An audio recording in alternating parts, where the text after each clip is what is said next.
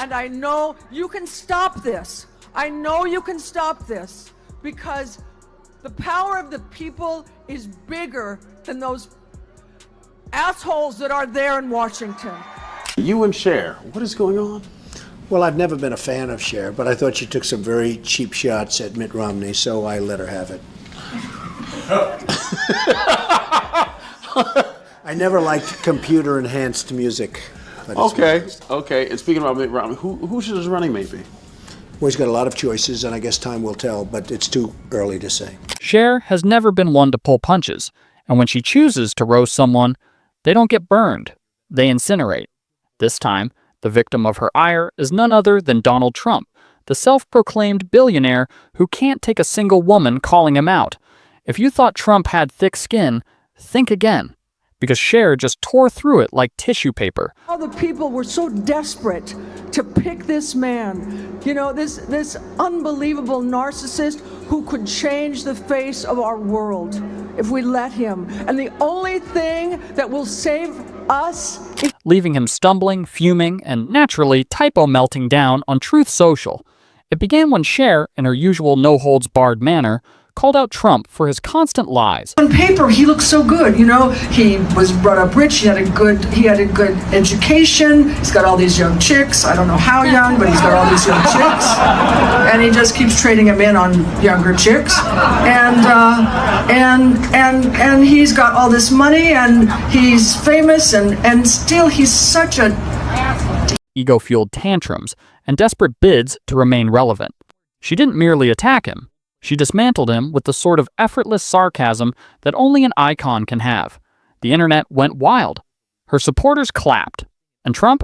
He did what he always does. He went into a senseless, all-caps rant, proving yet again that no matter how many rallies he holds, he'll never defeat someone with actual talent, actual influence, and actual power.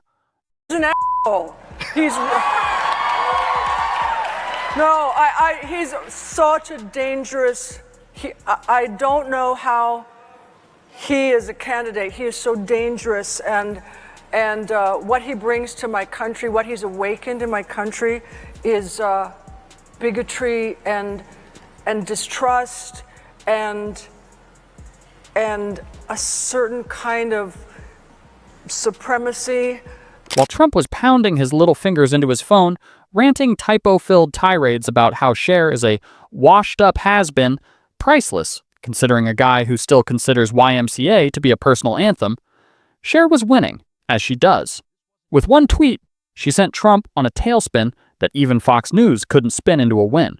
The memes came flooding in, the internet had a field day, and before long, Trump was ranting about Hunter Biden's laptop just to distract himself from the reality that a 77-year-old music legend had just owned him without even trying. I have to tell you something. If someone said that my daughter was a hot piece of ass, I would put my fist through his face. Someone who would bring down the country because he doesn't win does not deserve anything, deserves nothing. He deserves nothing. He does not deserve any kind of respect, loyalty. I don't think he has two moral fibers to. This was more than a celebrity clapback. It was a cultural erasure. Trump challenged a woman who survived every period, every fad, every test, and has emerged more robust each and every time. And him, he's still trying to zip up an umbrella. How did they become so desperate that they chose this man? This walking monument to narcissism, this reality TV sideshow who, if given the opportunity, could distort the entire world in his image. He tells something, and then you go back and you see what he said, and it seems like the truth both times. He's so terrific at lying. I've never seen anybody so good. I mean, it's amazing. I could go on and on this subject forever because I'm so traumatized by. And yet, here we are. The only thing between him and complete chaos? Us. Because the power of the people will always be greater than the circus in Washington. And speaking of circus acts, Cher just went full auto on Donald Trump and Melania's marriage, and honestly, it's messier than the season finale of a reality show divorce. The Queen of Shade didn't just hold back. She torched every last pretense, roasted Trump like a department store mannequin, and delivered a rant so scorching it could melt Mar-a-Lago's tacky gold decor. If you felt Melania's "I really don't care" jacket was callous, wait until you get a load of what Cher just dropped. This is raw, iconic mayhem, deep within the flashy, gold-blinged bowels of his ego. Somewhere, Donald Trump gagged on his own ego. One minute, he was luxuriating in his typical delusions. Caps Lock Rage posting about how he alone came up with democracy, exaggerating his crowd numbers to figures so ridiculous even China would give him the side-eye, and crediting windmills with everything from gas prices to his bad hair days. I will try and be as direct and honest with you as I possibly can be. I am positive that you are the most unattractive man I have ever met in my The next? Boom. Cher happened. And when Cher occurs, she doesn't merely occur, she explodes. A rhinestone-encrusted volcano of reality, blowing hypocrisy and nonsense to smithereens. This wasn't merely a takedown. This was a wholesale, Broadway-quality verbal destruction. Pyrotechnics, wind machines, perhaps even backup dancers. It was the sort of public beating so savage that even Fox News had to hesitate before rushing to spin it into some half-baked cancel culture conspiracy. And the internet? It went nuclear. Memes flew through cyberspace quicker than Trump's attorneys filing 11th-hour appeals. TikTok was a remix party. X, once Twitter, though, come on, it's still Twitter, and even Elon Musk can't make it as cringeworthy as Trump, exploded with hashtags. Even your uncle, who loves conspiracy theories, the one who continues to post fuzzy Reagan pics with such legends as "real leaders don't need teleprompters," had to pause mid-misinformation post just to see the destruction.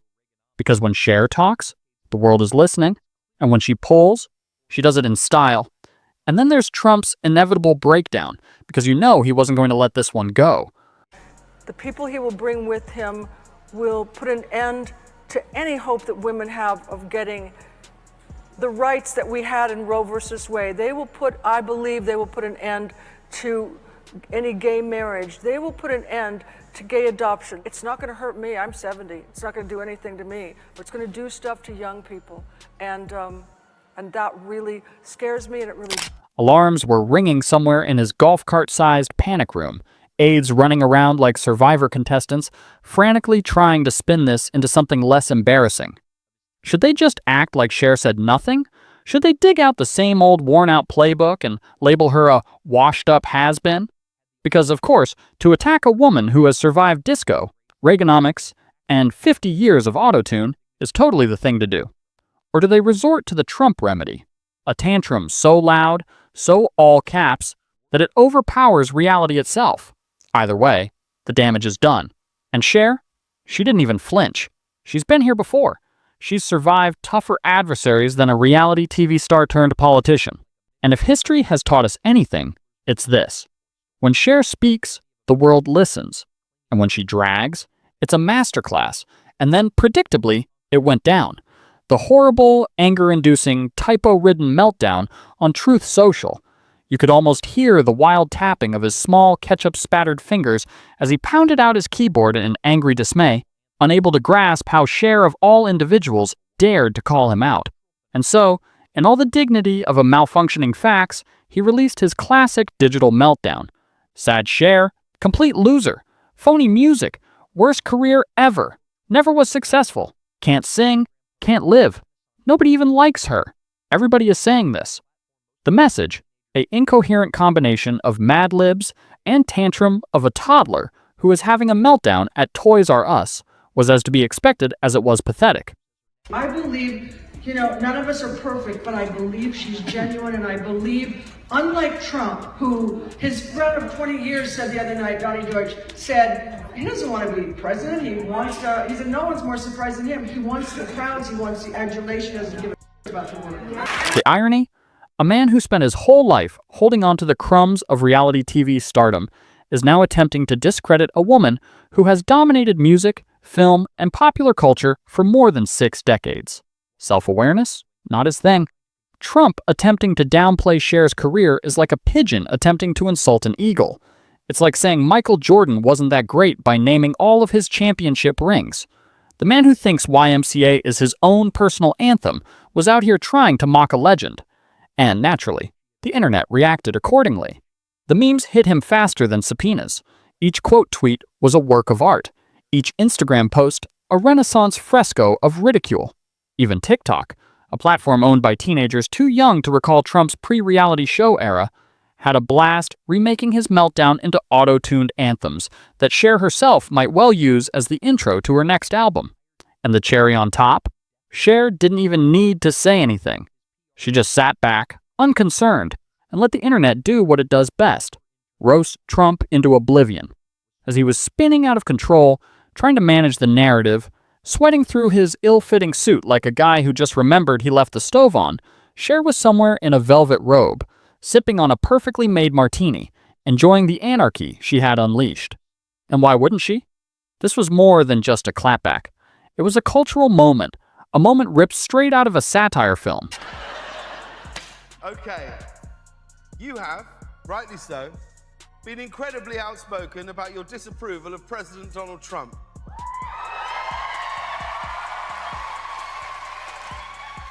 Say one nice thing about him.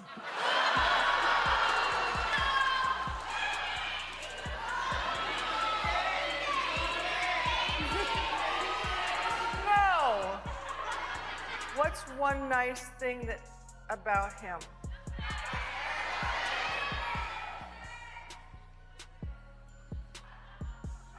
There's nothing nice about him. I can't say one nice thing about him. The only twist?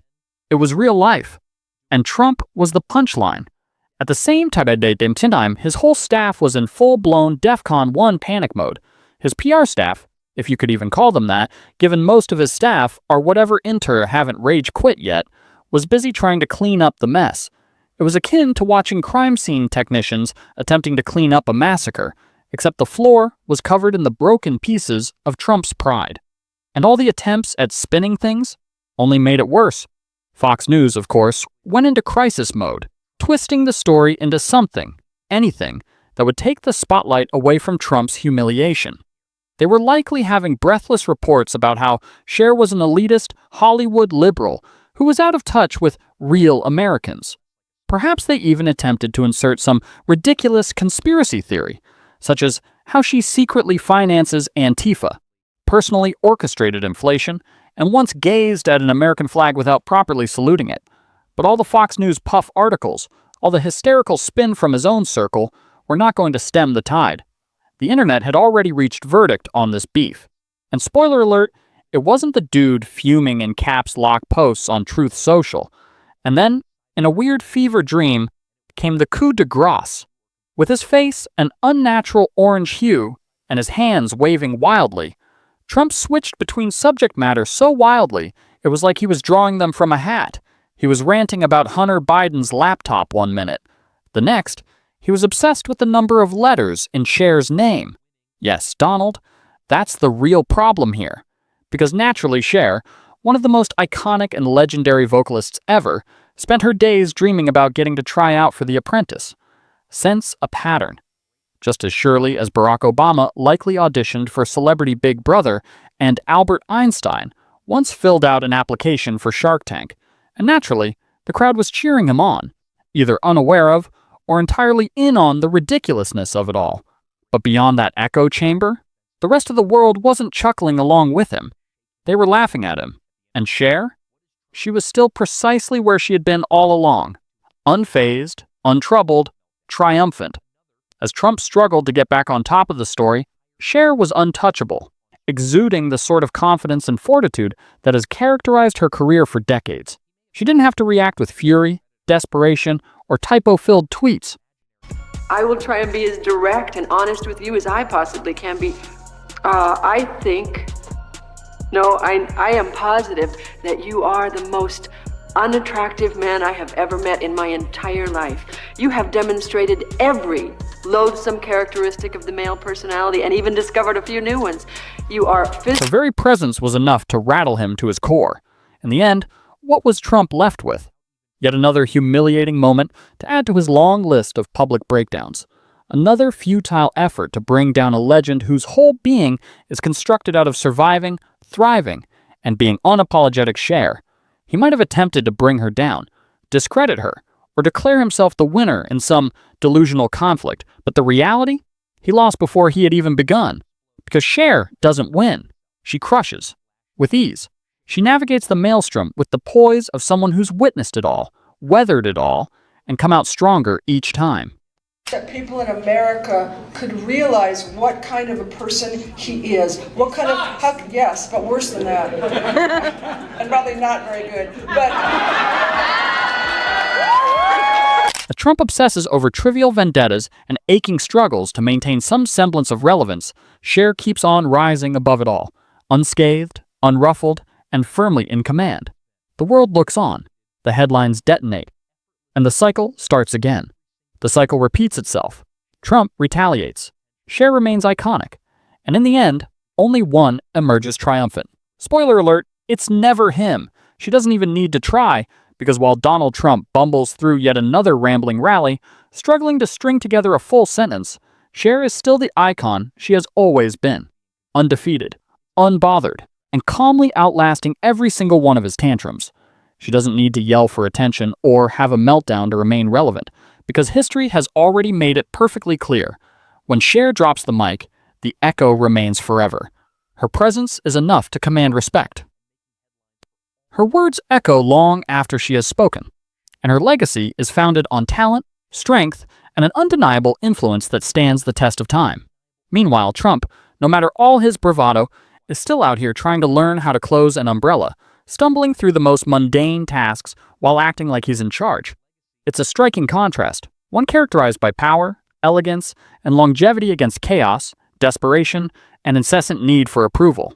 Whereas Cher comfortably holds on to her status as an icon, Trump keeps grasping at straws, mumbling over her own words and making headlines for the wrong reasons. The contrast is evident. Cher doesn't merely endure, she reigns supreme over Trump, who fumbles in the background,